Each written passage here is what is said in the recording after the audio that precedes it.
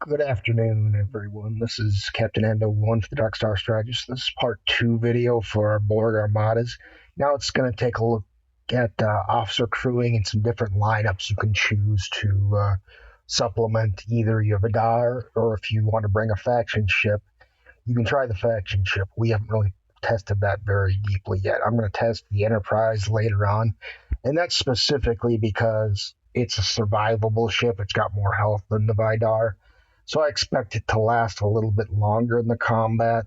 And the reason for that, I want to do that is I got a lot of armadas to start, and I'm going to try a specific crew setup. Now, one thing to realize here is some of the new Borg officers work on this, and some of them don't. So specifically, the ones that are going to be the most helpful to you, from what I can tell, are going to be your uncommon officers. So your 9 of 10 and your 8 of 10. Now, your 9 of 10 or your 8 of 10, or your 9 of 10, I'm sorry, has the ability called Borg polarization. Borg polarization says when fighting a Borg ship, 9 of 10 decreases the chance of dealing a critical hit of the opponent by 20%.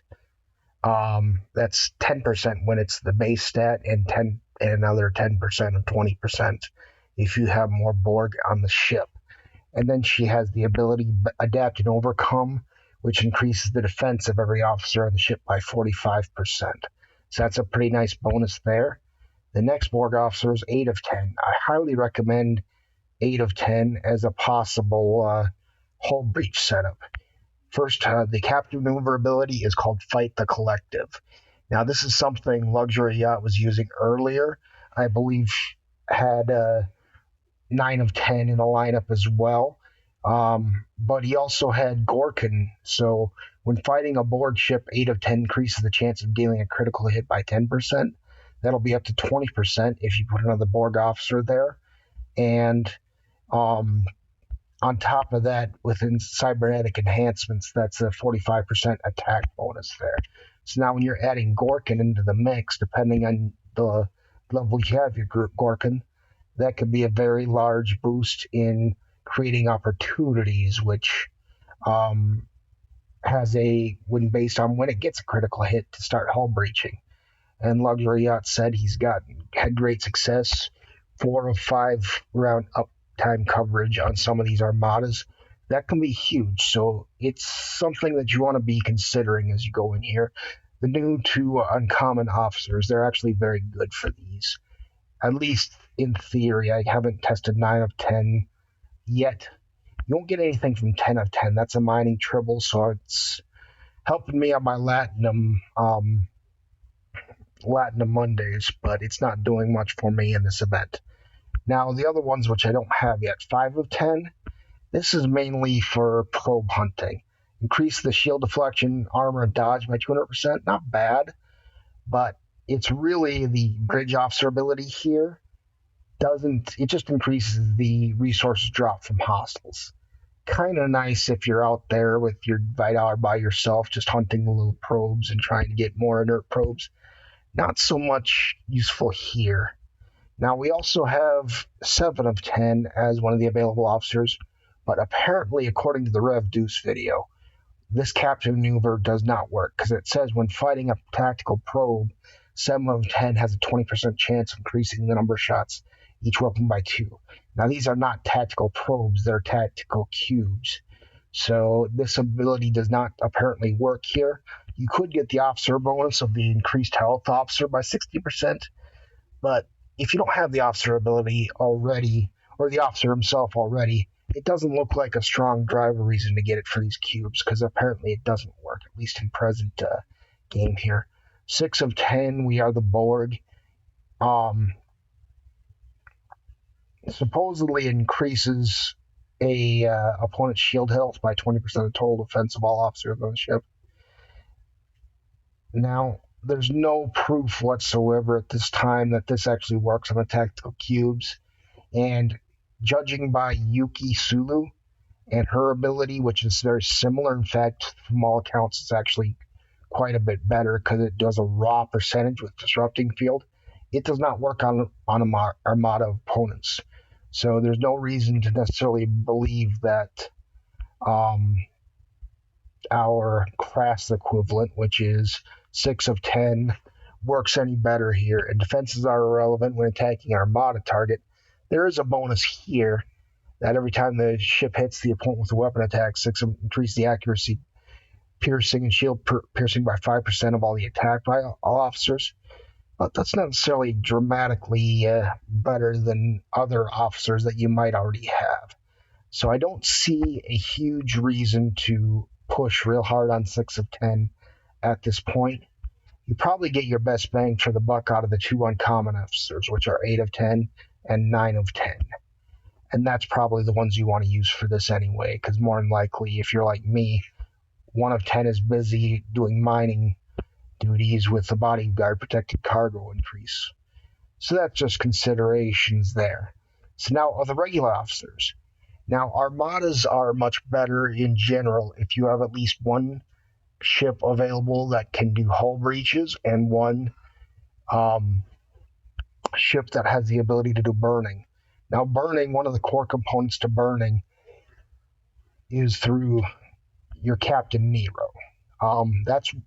Nero's good because he can be used either in the bridge or as the captain and still achieve the burning effect, because his ability comes in his bridge officer ability to see the flaws.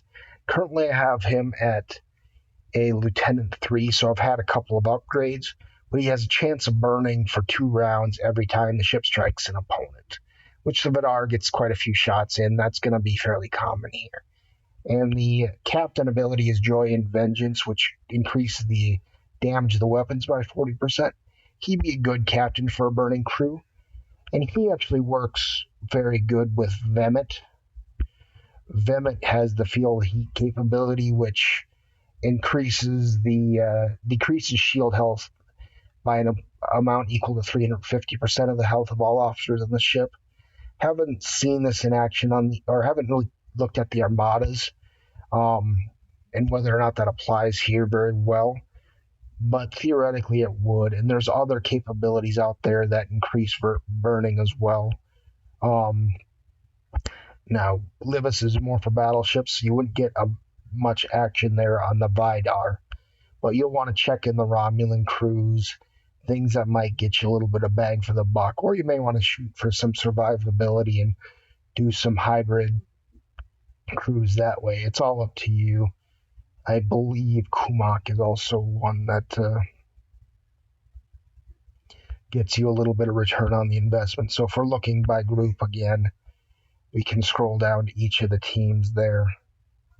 Kumak, he has Watch the World Burn, which gives, when the enemy ship is burning, he increases the armor, shield deflection, and dodge the ship by 80%. That's going to be very helpful for people who are trying to survive the fight a little longer. And he also has a pretty good captain ability, which increases the stats of all officers in the ship by 5%. So he may actually be a better captain than Nero for just pure survivability.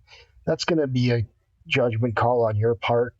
The big thing is going to be tackling these 30s and beyond. So if your ship's not very powerful, you're going to want some survivability in there. No question. I mean, you may be, if the group survives, at least one ship survives, you might survive. So if you're not the biggest target, maybe you just want to add the extra attack in there. Don't worry about the amount of damage you take, because you're just looking to do as much damage as possible, as quickly as possible. But then burning effect, which also takes away 1% of hull per round while burning, that's something that may benefit more from you lasting longer. So in that sense, Kumak may be the better option, because you may take an extra hit out of there, last extra round, and apply more burning, and that way you'll do more damage that way. It's going to be a judgment call. So that's just things to consider there. Hull breach crew, mostly it requires Gorkin. He has the creating opportunities ability, which requires a critical hit to happen, and then it has an 80% chance of causing a hull breach. That's at Lieutenant 3, which is where I have him. It's not quite that high when you first start him with Ensign, but it'll grow per level, and it's still pretty significant. Hull breaches, when they hit, they give an 80% increased damage to critical damage.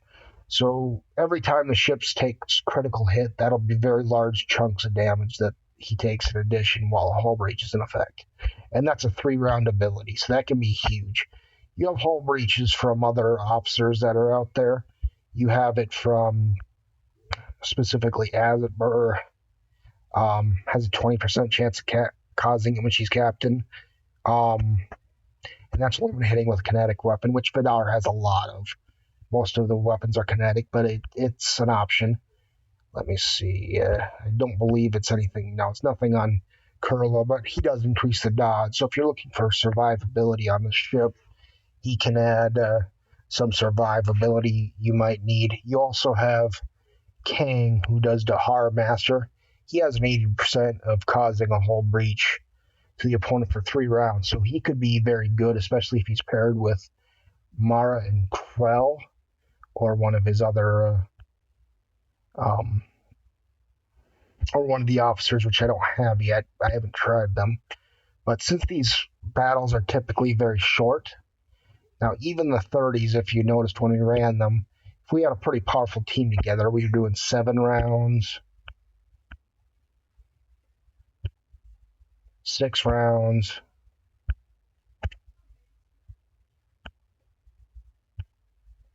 6 rounds. They were pretty quick battles. So that's hull breach for the first 3 rounds of battle. That's a good amount of damage you can do that way. It's just a way to get in the hull breach early. That's not something you usually get from Gorkin because it requires a critical hit first. You never really have hull breach in the very first round. But that's, if you want to supplement and you want to provide that crew, that's another way to do it. Now, if you want pure survivability here, I'm going to go ahead and reset my miner real quick, and then we'll talk. No, actually, I got a little bit of time. There's a couple different options that are available to you here. There is a basic morale crew. So basic morale crew focuses on Kirk. You can put him as leader and he'll be able to increase all your stats while you have morale, but his morale comes from inspirational, which gives you a chance of inspiring morale for 2 rounds every single round. So it doesn't require anything but a round to expire. And I'm going to go ahead and flip my miners real briefly. With him, if you're running a non-enterprise crew, it doesn't make sense to do morale and not have Spock in your lineup. So when you do a morale lineup, if you don't have Spock in your lineup, you won't get the ability to Logical, which restores shield health to an amount equal to 750%. If you're where I'm at, that's Commander. He's almost fully maxed, so he's going to get the best bonuses, but anyone who does it, it gives you a chance of replacing shield health. That's pretty much the whole benefit of having a morale lineup. And then another one that runs well with it is Bones, who increases the defense of all officers in the bridge by 30%. That's a good one. Or Uhura is a good complementary one because she is also an engineering officer, and she increases the accuracy of the ship. But that's the standard morale crew. Another one that mitigates crit damage. Crit damage is very considerable here. That's something you can get with Pike, who does teaching moments to increase the effectiveness of all officers' ability. If you run him with Moreau to increase that to 30%, that can be a huge benefit there. And when you have him, pardon me a second, I'll find it. Yeah, Moreau has the ability No Fear, which decreases ability against hostile. I don't think that applies to Armada targets. That's not necessarily much of a thing, but that goes very well because there's a bug involved in this with Gala. Gala has the ability for critical avoidance if the opponent's hostile. Gala decreases the damage from its critical hits, so she'll cut down on crit damage. That can be huge because we look at these battle logs for all these 30 armadas that we did earlier, and you can scroll down as you see through the battle logs to where there's critical damage. There's 2 critical hits I took. That's pretty good whack. You can see why it cuts through these targets pretty quickly. That's why I'm interested to see if reducing that chance helps us at all or not. 2 more that Doc took. Another one that Doc took you can see these critical hits come out fast and furious. And with a small person like Foggy, he can't take much at his current state right there. His shield was taken out just in 2 blasts. So that can be a big factor here. So if you want to run this crew with Pike, Moreau, and Gala, that could be a huge factor in survivability. You can see this. Foggy took 2 more hits and he was gone already. And then Trey, same thing, a good hit. Boom, shield depleted, 2 hits. And those of us who weren't taking crits, I mean, we have bigger Vidars anyway. But yeah, Trey just got blasted hard after that. And it doesn't take long. When it focuses on you, it hurts. And if your Vidar isn't as strong as some others, you'll die pretty quickly here. So critical damage reduction can be huge in this. So these are some steps you can take here. Ideally, you want to make sure you're doing enough damage out of this team to kill it quickly. These 6-round, 7-round victories seem to be a huge factor in surviving as many of these as we did. I'll be doing some testing with the Enterprise later and seeing if that helps or hurt our chances. If it's a significant hindrance, I'll probably bring my Vidar back out. But I do kind of want to see how it compares and see if we can bring down some of the opponent's capability as well. And maybe make the teams last a little longer. A lot of testing to do. This is day 1. I haven't learned anything. We've actually been comparatively more successful than Rev Deuce had been. Our Vidars are a little bit stronger on average, and we're able to kill more of these together. But it's just something we'll have to work as a team. If we work as a team, we'll get there. If we don't work as a team and people just do their own thing, it's going to slow us down as an alliance. So I ask everyone's help to try to learn as much as you can, work with the team as much as you can so we can get these done. If we get these done together, we'll advance these milestones quicker. And then, as a bonus, we'll get to the point where we're doing these mega cubes. The mega cubes, I don't know what the rewards are yet, but I imagine we're going to definitely want to try to achieve as many as we can here. So the only way to do that is we keep working this together and try to get there together. If you have any questions, please refer to Game Chat, Discord. Just get a hold of me and we'll discuss further. But that's part 2 of this video. If you have any questions, reach out. And this is Captain Ando for Dark Star Strategist. Live long and prosper. Signing out.